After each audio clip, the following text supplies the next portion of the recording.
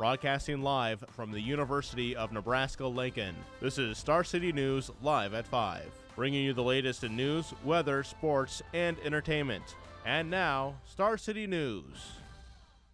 Good evening. Welcome to Star City News. I'm Jenna Janes. And I'm Johnny Edcox. Here are today's top stories. UNL Chancellor Harvey Perlman introduced the state of Nebraska to a new athletic director, Sean Eichhorst, this morning at the UNL Visitor Center. Nebraska basketball coach Tim Miles and Tom Osborne were in attendance as we got our first glimpse at Osborne's successor. Star City's own Joshua Kellums joins us live now. So, Josh, can you tell us about what happened this morning? Yeah, sure. Eichhorst grew up in southwestern Wisconsin as a fan of collegiate athletics and even rattled off some former Husker greats he admired, players like Dave Remington and Mike Rozier. But the former Miami athletic director said he isn't letting the scale of this job cloud his vision and says his most important goal is to keep Nebraska competitive. We will continue to compete for Big Ten and national championships in everything that we do, and we will compete with class, integrity, and sportsmanship, and with an unwavering commitment to the welfare of our student athletes. Eichhorst will officially take over as Nebraska's athletic director on January 1st. He didn't discuss specific plans or expectations going forward, but says you don't reinvent the wheel at a place like Nebraska. My goal would be to make something that's already great better. And the only way to do that is to lead with values, have a vision, have a plan, have really good people in place, let them do their job and hold them accountable. Chancellor Perlman echoed Eichhorst, saying it's the wrong choice to hire someone based on specific goals they may have. You know, if you hire people and you try and get commitments as to what they're going to do, you're not hiring the right person. It was only 2 weeks ago current athletic director Tom Osborne said he'd resign at the end of 2012. And then last Thursday, the university said Eichhorst would take over Osborne's position. Eichhorst says Osborne will play an important role in the coming months. What better person to immerse myself in what this place is about than him?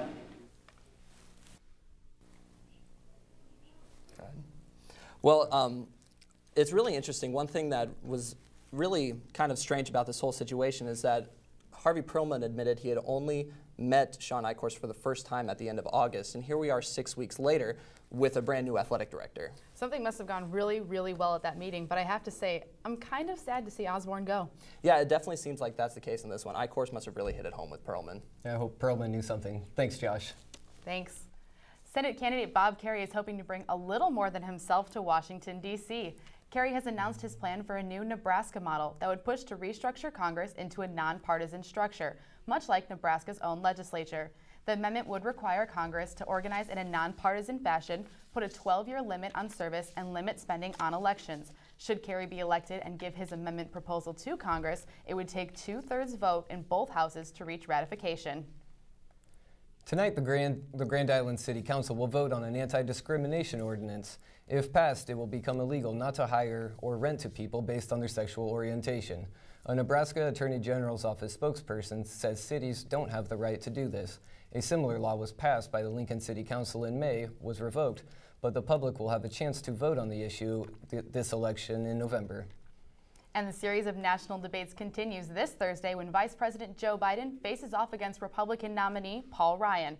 Biden is a veteran of debates, having 36 years in the Senate and 2 presidential campaigns in his back pocket, whereas Ryan has never participated at this level before, but has proved an effective speaker.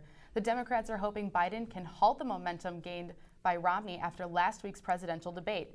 This debate will likely focus on the economy, foreign affairs, and variations in health care policies.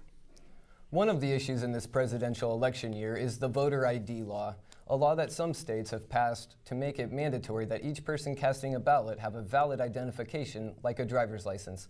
Some people are saying this is unfair and violates a person's right to vote. One man who has been credited with establishing voter rights in this country is Ramsey Clark. He served under 2 presidents, Kennedy and Johnson.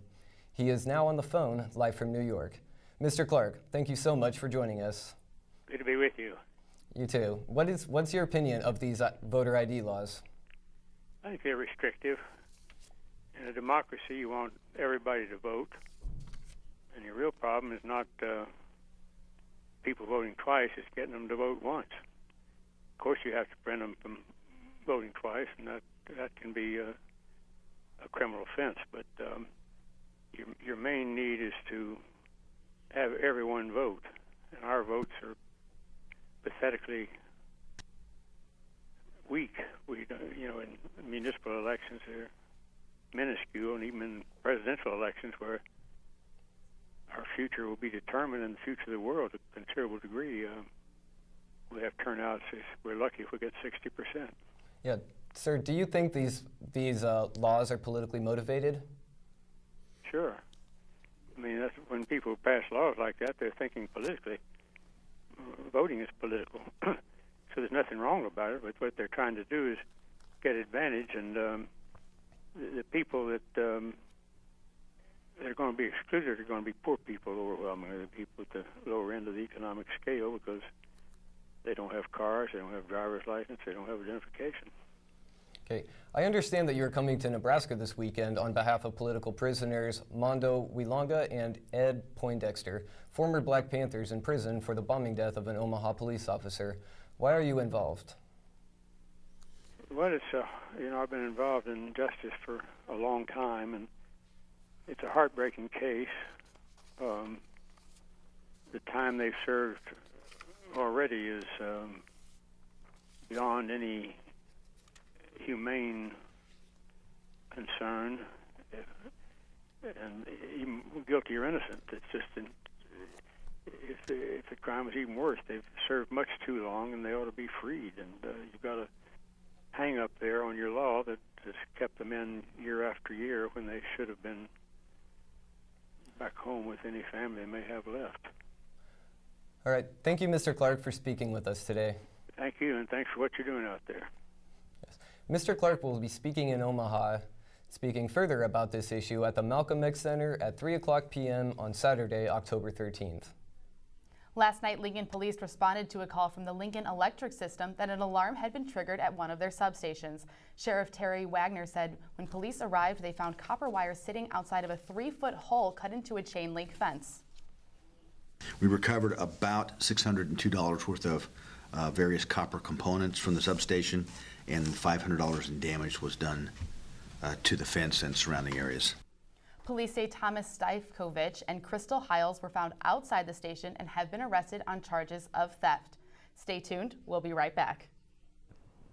For those of you looking for something to do this fall break, it might not be a bad idea to just stay here in Lincoln.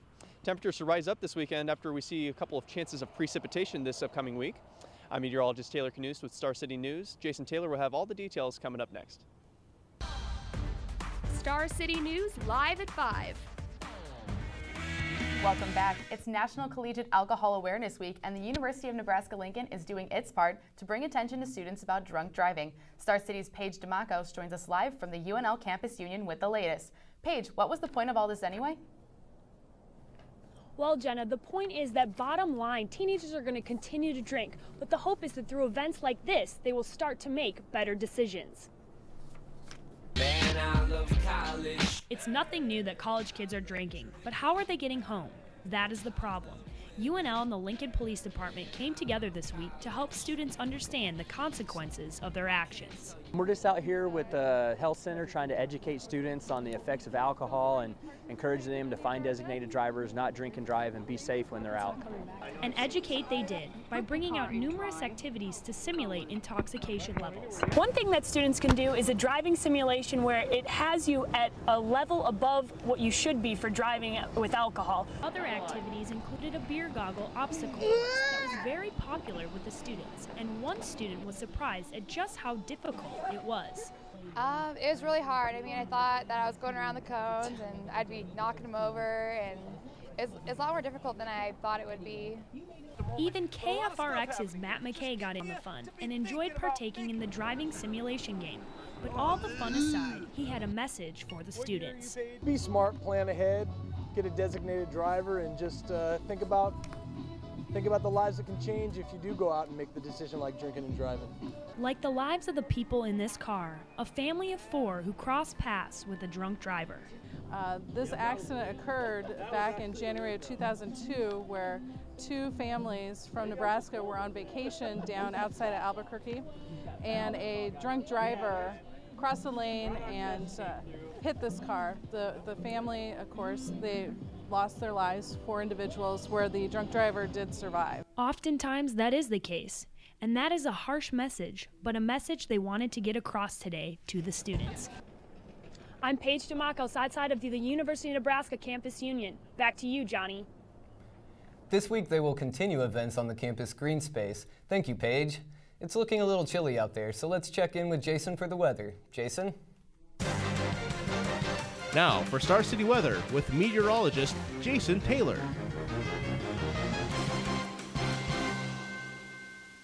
Scenes like this have dominated the Nebraska landscape these past few months, with the last significant rainfall occurring nearly 1 month ago.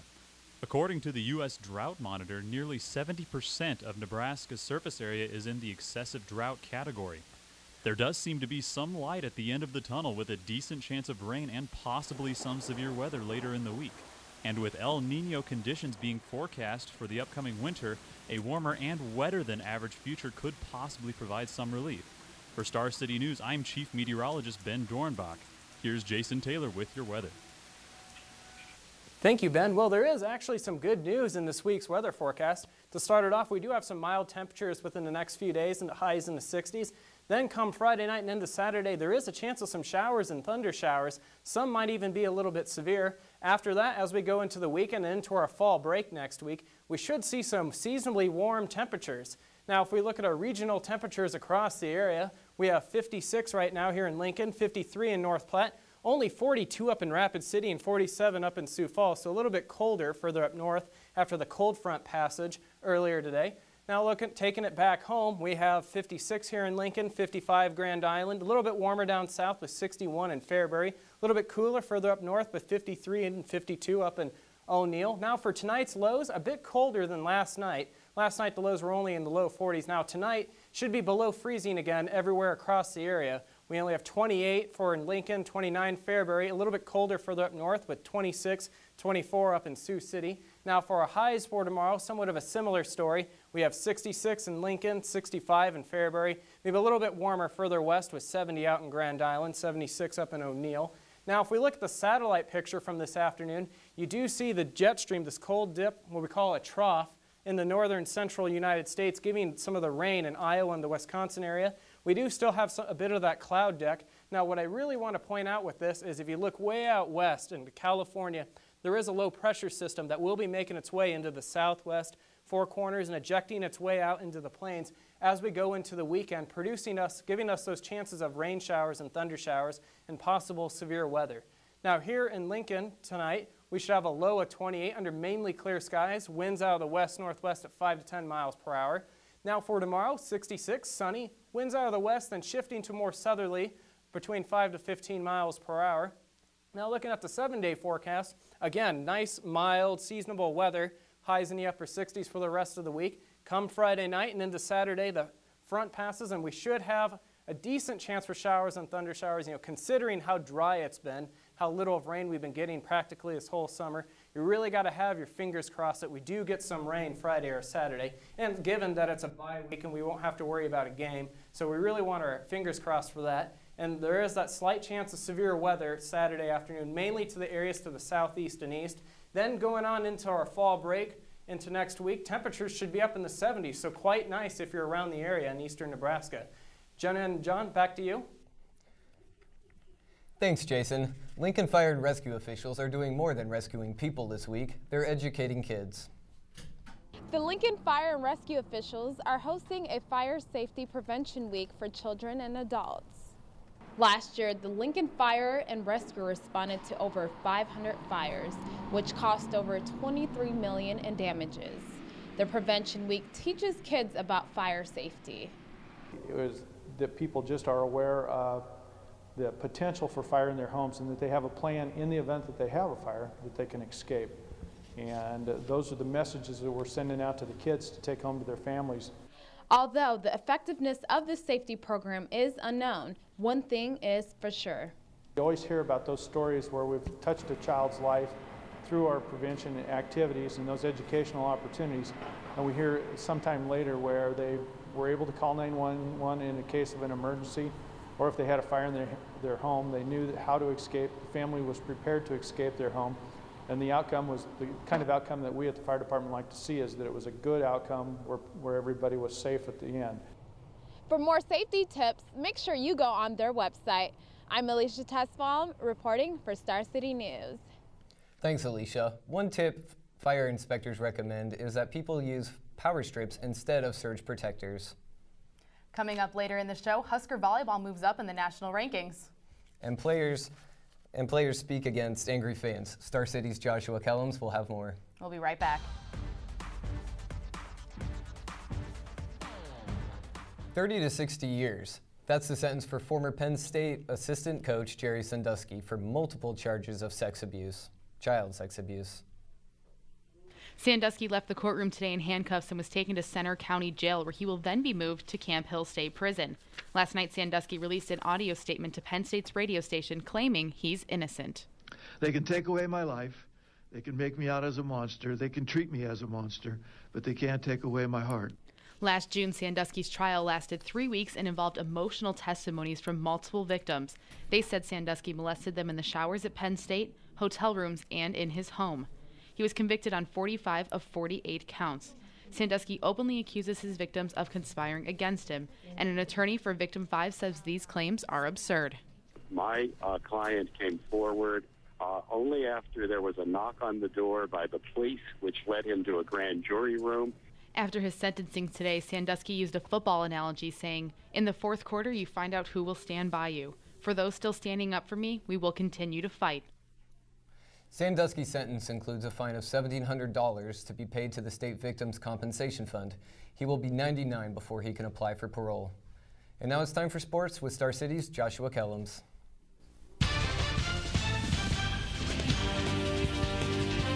And now, time for Star City Sports. I'm Joshua Kellums, and this is your sports update. As we talked about earlier, new athletic director Sean Eichhorst was introduced to the university this morning at the UNL Visitor Center. Eichhorst is a former Wisconsin associate athletic director who worked under Barry Alvarez and was hired as Miami's athletic director in 2011. Eichhorst has received high praise from his former employers and had this to say about his hire. Quote, "I am humbled and honored to be chosen to lead one of America's best athletic programs and such a phenomenal university. I am so honored to become part of the Husker family." Nebraska volleyball moved up to number 3 in this week's AVCA coaches poll after the number 2 ranked Oregon Ducks suffered their first loss of the season at Stanford. Penn State kept the number 1 spot this week despite a close call against Illinois, sneaking by the Illini in 5 sets. A host of other Pac-12 teams moved around the AVCA poll, including undefeated Washington, claiming the number 2 spot, while Oregon fell to number 5. The Huskers play unranked Wisconsin October 12th at the NU Coliseum.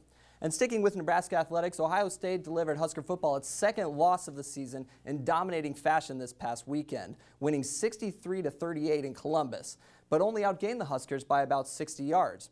Despite holding the Buckeyes to 7 points in the first quarter, Ohio State's Braxton Miller stole the show Saturday, running for 186 yards on just 16 carries, while completing 7 of 14 passes for 127 yards and 1 touchdown.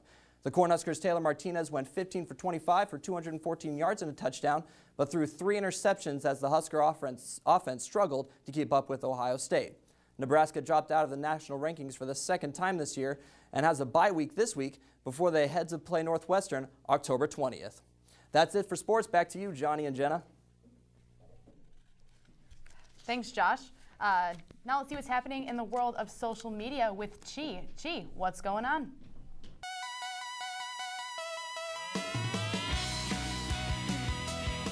It's a mission to the edge of Earth and space, a view only seen by few. But instead of admiring the earthly halo, one individual will make a record-breaking free fall.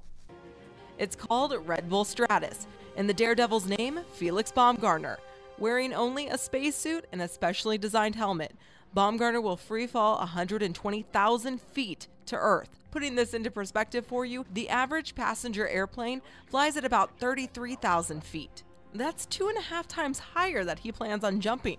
And he's doing this all in hopes of collecting medical and scientific data for the advancement of human flight, all while attempting to break 4 world records.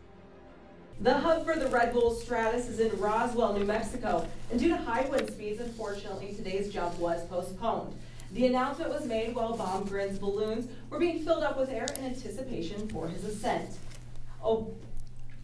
October is Anti-Bullying Month. According to DoSomething.org, one incident of bullying happens every 7 minutes, and it's estimated that 160,000 children miss school every day due to the fear of an attack or intimidation by other students. But bullying isn't limited to kids, teens. It also includes adults. Last week, Wisconsin news anchor Jennifer Livingston took a stand against her viewer and made some comments. But she isn't alone. Other people across the country and celebrities picked up the fight with her. Demi Lovato tweeted, "Jennifer Livingston is a strong, beautiful, and aspiring woman. Please watch this video." And Ellen DeGeneres added, "What a powerful message against bullying. I would love to meet you in person." At Star City, we want to know what you think of Livingston's stand against bullying. Tweet us at Star City News UNL. Former Clueless star catching some heat for a political tweet, Stacey Dash, better known as Dion from 90s comedy Clueless, tweeted Sunday, "Vote Romney, the choice for your future." The statement accompanied by a photo of Dash in a red bikini and American flag. For some, it's a harmless tweet for support, but not for Romney opposers. They took to Twitter swinging. At Token12GA tweeted, "Now I'm bummed. Admiral Stacey Dash hates Big Bird. I wonder if it's the color, the feathers, or both." Both of the responses to Dash's tweets were racial attacks, but keeping it cool, Dash responded to her haters, "My humble opinion, everyone is entitled to it." I'm Chi Riley with Star City News. That's your entertainment fix. Back to you, Double J. Thanks, Chi. You know, I'm really upset that that balloon launch didn't happen. It seemed so cool. I suppose so. That's a little bit too far. Yeah. A little too high up. All right, stay tuned for the break. Stay tuned for more Star City news.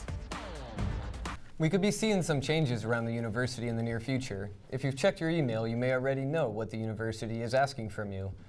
We go to the newsroom where R.C. Hansen has the details. Thanks, Johnny. Change is always occurring, and at the university, that's what's happening. Yesterday, Chancellor Harvey Perlman sent an email saying, asking what people would like to see improve on the university. And the University of Nebraska-Lincoln is partnering with Sasaki Associates to help with improvements. It is one of the most notable improvements going on around campus. Memorial Stadium's east expansion will give an extra 5,000 seats when completed in 2013. But expect to see improvements all around campus. Where you eat, where you go, and parking are a few things Chancellor Perlman is looking to make better. Some students like Danny Blaker take the bus due to the lack of parking and the cost of permits. I think they could add more parking spaces and maybe make it a little cheaper, because that's why I avoid buying a parking pass. It's so expensive. Transportation and parking aren't the only things the university is improving. New rec centers will be built on both campuses. The outdoor rec center will be located near the Teachers College, while East Campus is getting theirs renovated. Plans to build a new College of Business and Administration is underway. The new location is going to be at 14th and Vine Streets. With all the improvements, walking can be a concern. Going from one class to another is something students can see as a problem. I don't think it's as big of a problem now as it would be in the future, because I know we're expanding, so I could definitely see it being more of a problem. How a student learns is something that will be looked at as well. Access to resources will be made easier to students. Taking the survey will help the university decide what needs to be done to make the improvements. Perlman's goal is to have these improvements completed by 2017. He would also like to see enrollment increase to 30,000 by then. I'm R.C. Hansen, live in the newsroom for Star City News. Back to you, Johnny. Thanks, R.C. Well, that's our news for tonight, and we won't be back next week. It's fall break, but after that, we'll see you again. I'm Jenna James. And I'm Johnny Adcox. Have a good night.